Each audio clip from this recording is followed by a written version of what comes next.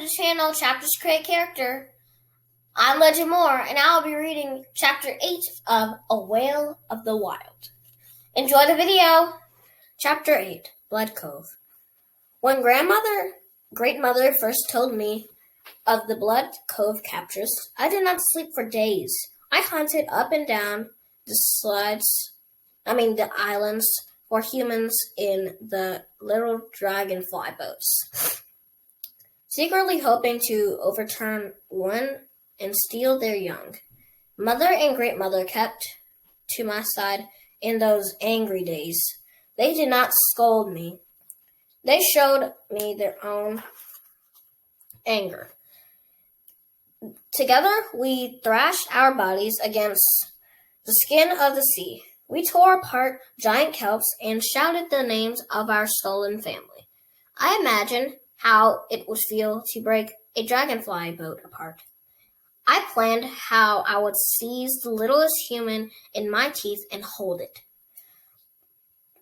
Breather down in the water, I thought about how I would shake that human and beat it against the rocks until the middle bone broke and it can never move again.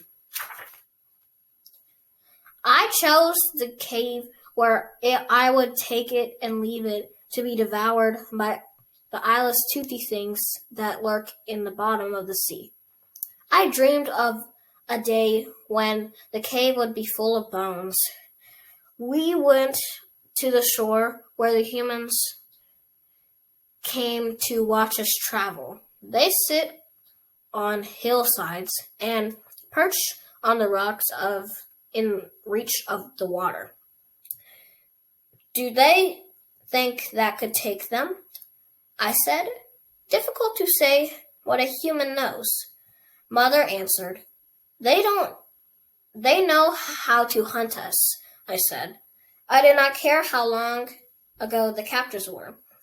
It felt like they had just happened. I swam up and down in front of the watchers as they waved and shouted at me. I could have taken one, easy. Great Mother swam right beside me. Her flipper brushed my skin. Her steady breathing reminded me to breathe.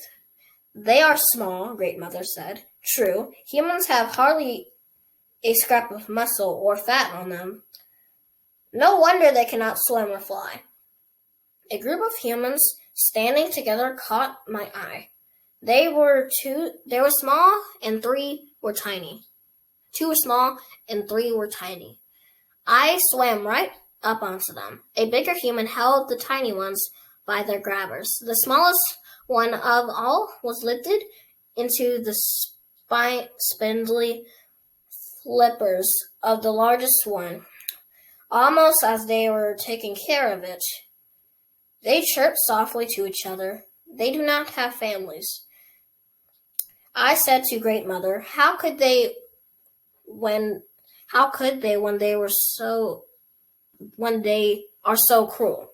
One of the tiny humans pointed a grabber at me. It cooed like a bird. The other flapped and squeaked. The bigger human held them tight. I looked right at them and they looked right at me. The Wayfinders do not agree about whether humans make families, Great Mother said.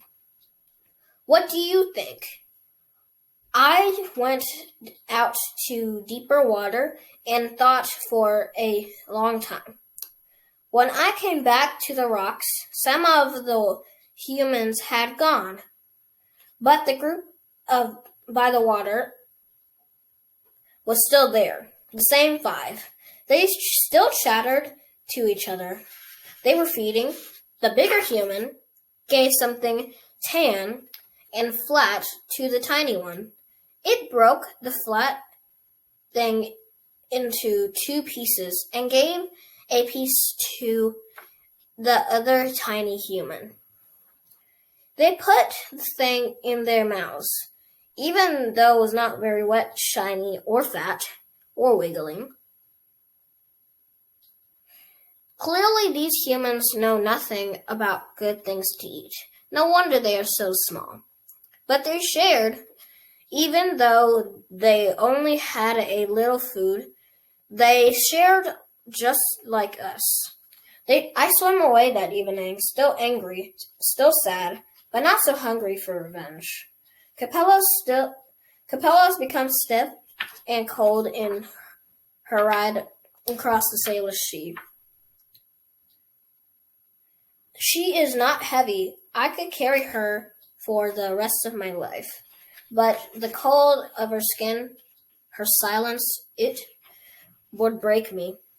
We enter Blood Cove. The bones of heroes lie below us. I should let Capella go. This is what I have come to do.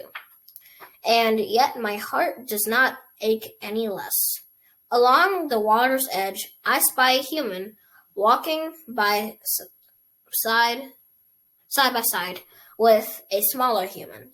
They hold grabbers as they walk, and pull grows stronger. Clams retreat into the sand and muck. Barnacles draw their feathery tongues back into their shells, and anemones close up to the flower of their tentacles. A strip of rocks and sand is laid bare by the retreating water, and the littler human kneels down to pick up shells and scoop sand. The bigger human sees me. Unlike most humans, she does not wave or shout. She does not point me out to the littler human, who must be her own youngling. She walks slowly, her hair blowing like fronds about her. She cradles her long and spindly flippers around a great bulge in her middle.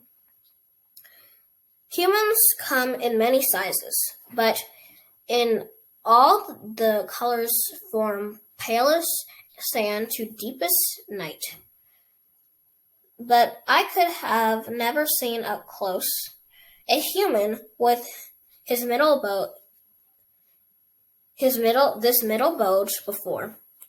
I linger at the surface and watch the human hums.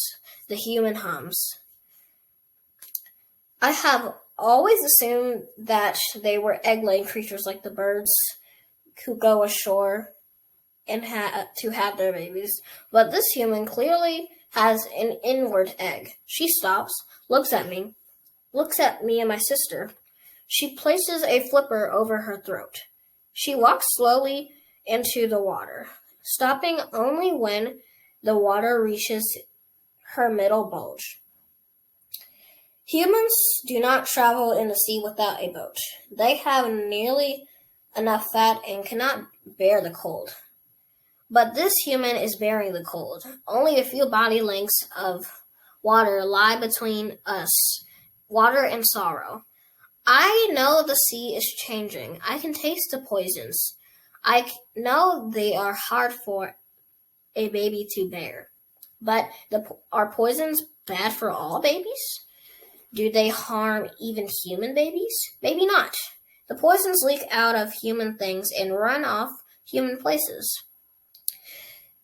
And there are many more humans than orcas. Still, I wonder, what touches the water touches us all.